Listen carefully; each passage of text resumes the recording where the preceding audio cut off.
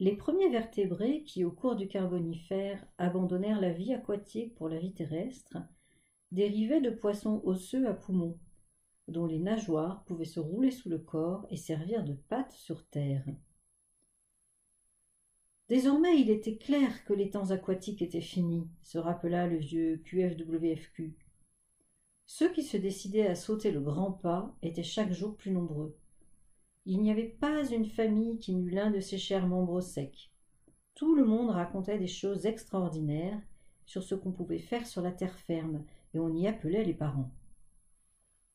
Désormais, plus personne ne pouvait retenir les jeunes poissons. Ils agitaient leurs nageoires sur les rives boueuses pour voir si elles fonctionnaient en tant que pattes, ce que les plus doués avaient réussi. Mais précisément, à cette époque, les différences entre nous s'accentuaient. Il y avait la famille qui vivait sur Terre depuis plusieurs générations, et dont les plus jeunes rejetons exhibaient des manières qui n'étaient même plus d'amphibies, mais déjà quasiment de reptiles.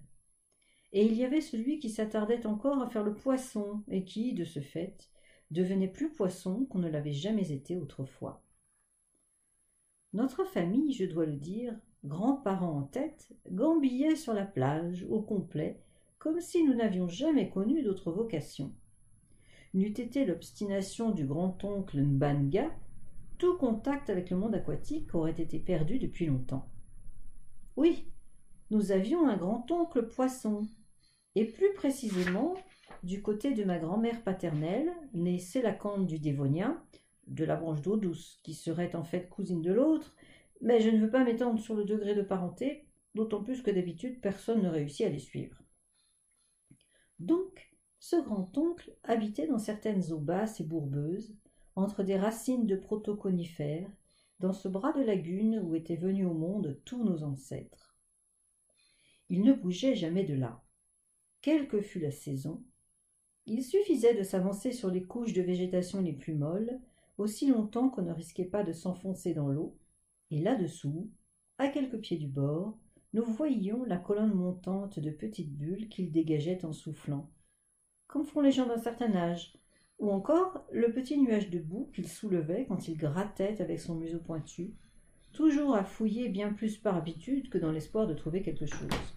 « Oncle Nbanga, nous sommes venus vous voir. Vous nous attendiez ?»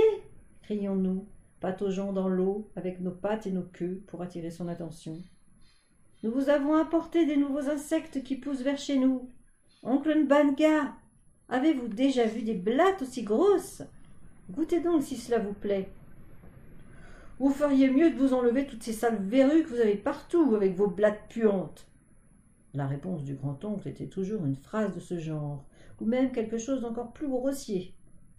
C'est de cette façon qu'à chaque fois il nous accueillait. Mais nous n'y prenions pas garde, parce que nous savions bien que bien vite il finirait par se radoucir, qu'il accepterait les cadeaux et qu'il parlerait sur un ton plus civil.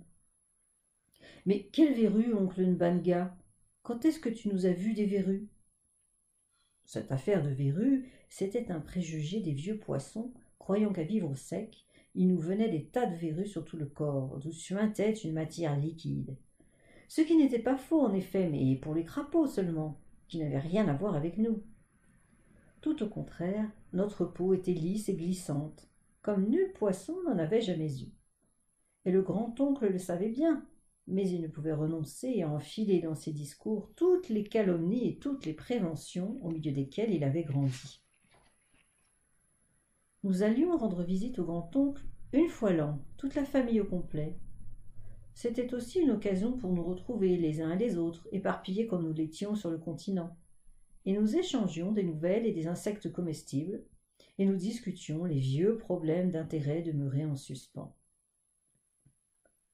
Le grand-oncle prenait part à des conversations dont les objets se trouvaient à des kilomètres et des kilomètres de terre ferme, comme par exemple le partage des zones de chasse aux libellules, et il donnait raison aux uns ou aux autres selon ses propres critères, qui étaient toujours aquatiques.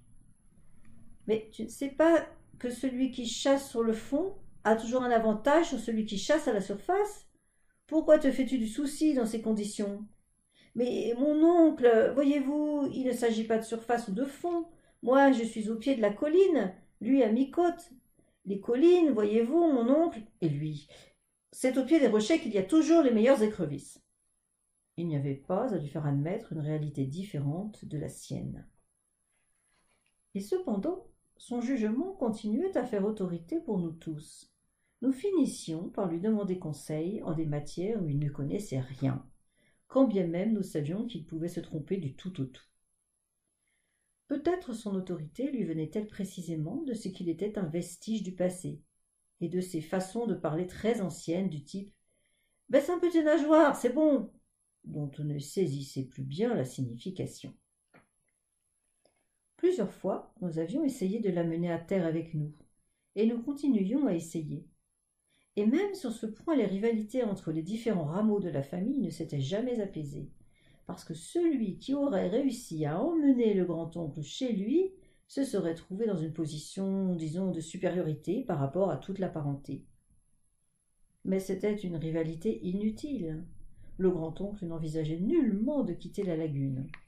« Mon oncle, à l'âge où vous êtes arrivé, si vous saviez combien il nous déplaît de vous laisser ainsi toujours seul, en pleine humidité. Il nous est venu, savez-vous, une idée, commencions-nous à dire. »« Je m'attendais à ce que vous ayez compris, interrompait le vieux poisson. Voilà que vous avez perdu le goût de patauger au sec. Il est bien temps que vous recommenciez à vivre comme des êtres normaux. Ici, il y a de l'eau pour tout le monde, et pour ce qui est de manger, la saison des lombrics n'a jamais été aussi bonne. Allez, venez dans l'eau tout de suite et n'en parlons plus. »« Mais non, oncle Nbanga, qu'avez-vous donc compris ? Nous voulions vous emmener habiter avec nous, dans un beau petit pré. Vous verrez qu'on s'y trouve bien. Nous vous creuserons un petit fossé bien humide et frais. Vous pourrez vous y retourner, comme vous aimez exactement, et comme ici. Vous pourrez aussi essayer de faire quelques pas aux environs, vous verrez, vous réussirez. Et puis à votre âge, le climat de la terre est plus indiqué. Donc, oncle Nbanga, vous ne vous faites plus prier. Vous venez ? Non ! C'était la sèche réponse du grand-oncle, et plongeant dans l'eau, il disparaissait de notre vue. Mais pourquoi donc, mon oncle ? Qu'avez-vous contre ? Nous ne comprenons pas. Vous qui avez des idées si larges, ces préjugés. S'ébrouant à fleur d'eau, avant de plonger d'un coup de queue avec encore bien de l'agilité, le grand-oncle lançait son ultime réplique. « Il nage à plat ventre dans la boue, celui qui a des puces entre les écailles !» Ce qui devait être une expression de son temps, du genre de notre nouveau proverbe bien plus rapide, qui s'a des manches se gratte. Avec cette expression boue dont il continuait à se servir partout où nous-mêmes disions terre. Ce fut à cette époque que je tombais amoureux. Je passais mes journées avec elle de zèle. Nous nous pourchassions. D'agile comme elle, on n'en avait jamais vu. Les fougères, qui en ce temps étaient hautes comme des arbres, elle y montait jusqu'au faîte d'un seul élan.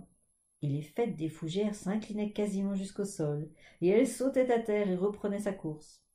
Moi, avec des mouvements un peu plus lents et gauches, je la suivais. Nous nous engagions dans des territoires de l'intérieur où aucune empreinte n'avait jamais marqué le sol sec et croûteux. Parfois je m'arrêtais, épouvanté de m'être tellement éloigné de la région des lagunes. Mais personne ne paraissait plus éloigné de la vie aquatique qu'elle, elle de zèle. Les déserts de sable et de pierre, les prairies, l'épaisseur des forêts, les saillies rocheuses, les montagnes de quartz, cela c'était son monde. Un monde qui semblait fait tout exprès pour être regardé par ses yeux oblongs et parcouru par son pas rapide. Et quand on la regardait, belle, lisse, il semblait que jamais n'avait existé écaille ni squame. Les parents de Eldezel me faisaient un peu peur. Ils étaient d'une de ces familles qui, pour s'être établies à terre à une époque plus ancienne, avaient fini par se convaincre qu'elles s'y trouvaient depuis toujours.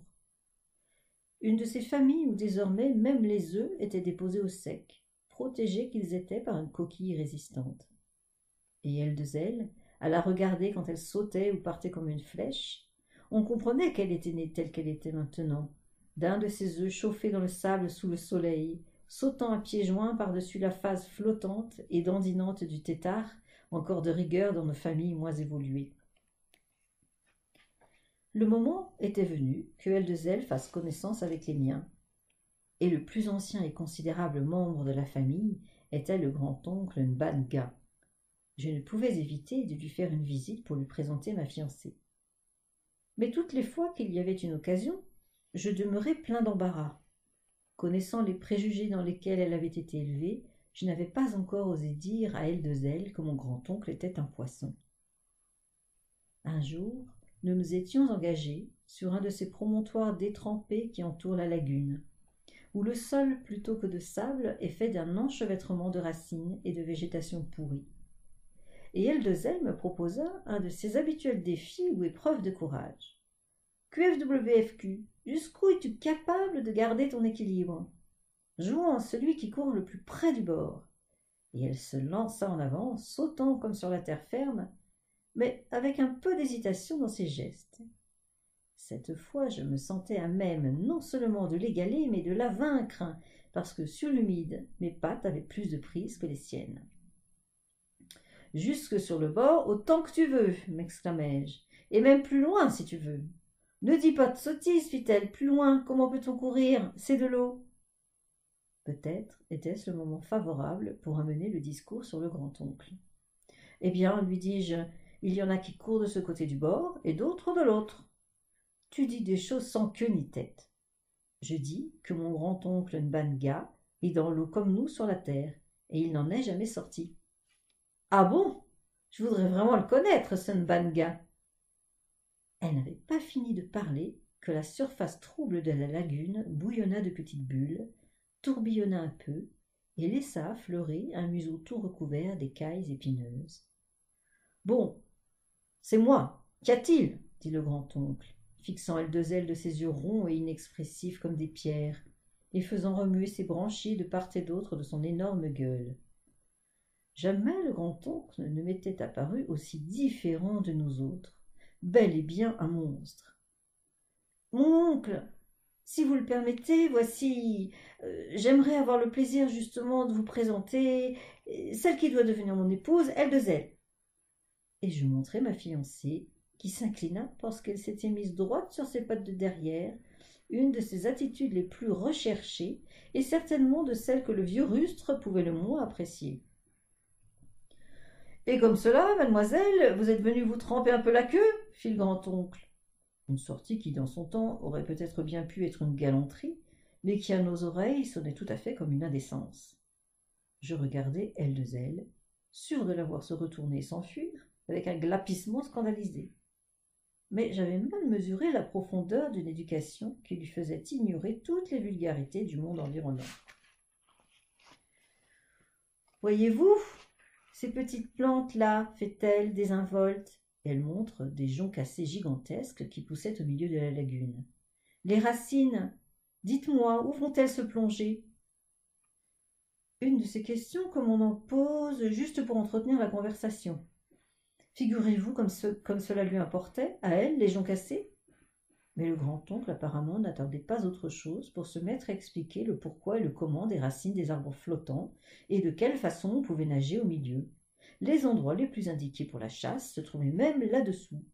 Il n'en finissait pas. Moi, je n'en pouvais plus, je cherchais à l'interrompre. Mais cette impertinente, au contraire, que fait-elle? Ne lui tient-elle pas l'échelle? Ah oui, vous allez à la chasse entre les racines flottantes? Intéressant. Je m'effondrais de honte. Et lui, pas d'histoire, les lombrics qu'on y trouve, c'est un festin. Sans attendre, il plonge. Un plongeon agile, comme jamais je ne lui en avais vu faire, et même avec un saut en l'air. Il bondit hors de l'eau, se découvrant de tout son long, avec ses écailles toutes maculées de boue, déployant les éventails épineux de ses nageoires. Puis, après avoir décrit dans l'air un beau demi-cercle, il retombe dans l'eau la tête la première, et il disparaît avec une espèce de mouvement en vrille de sa queue en forme de croissant. À ce spectacle, le petit discours que je m'étais préparé pour me justifier en hâte auprès de Eldezelle, dès que le grand-oncle se serait éloigné, « Tu sais, il faut le comprendre, avec cette idée fixe qu'il a de vivre comme un poisson, il a fini par ressembler vraiment à un poisson », me resta dans la gorge. Moi-même, je ne m'étais jamais rendu compte, jusqu'à ce moment-là, à quel point était Poisson le frère de ma grand-mère. Tout juste, si je puis dire, Eldezelle, il est tard, partons. Et déjà le grand-oncle revenait à la surface, tenant entre ses lèvres de squale un feston de lombriques et d'algues fangeuses. Je n'y croyais plus quand nous prîmes congé. Mais trottant silencieux derrière elle de zèle, je pensais qu'elle allait commencer à faire ses commentaires, c'est-à-dire que pour moi le pire était encore à venir. Et voilà que Eldezel, sans s'arrêter, se retourne à peine vers moi et « Quand même, sympathique ton oncle !» Elle dit cela, et rien d'autre. Devant son ironie, plus d'une fois déjà je m'étais trouvé désarmé. Mais le froid qui me saisit à cette sortie fut tel que j'aurais préféré ne plus la revoir plutôt que de devoir affronter de nouveau ce sujet.